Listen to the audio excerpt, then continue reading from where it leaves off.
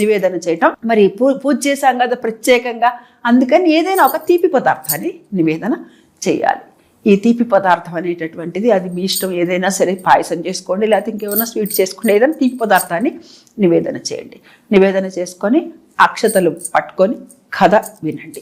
ఈ కథ మనకి అనేక కథలు లోకంలో మనకి వినపడుతూ ఉంటాయి. పూజ చేసినా కానీ మనకి 2-3 రకాలు, కొన్నిటికి 3-4 రకాల కథలు కూడా ఉంటూ ఉంటాయి. సరే, ఇక్కడ ఒక కథని నేను చెప్తాను. ఒక బ్రాహ్మణుడికి సంతానం లేదట. సంతానం లేకపోతే ఆయన శివపూజ చేశాట. శివపూజ చేస్తే ఐశ్వర్యకారకో ఈశ్వర అంటారు కదా, ఆయన ఐశ్వర్యుడ కారకుడు కదా. ఆయనకి ఏది కావాలంటే, అవతల వారికి ఎటువంటి విభూతి కావాలంటే అటువంటి విభూతి ఇస్తాడట. ఈ దంపతులకి సంతానం కలిగేటటువంటి యోగ్యత లేదుట, అసలు అర్హత లేదుట. అంటే వాడి జాతకంలో లేదుట.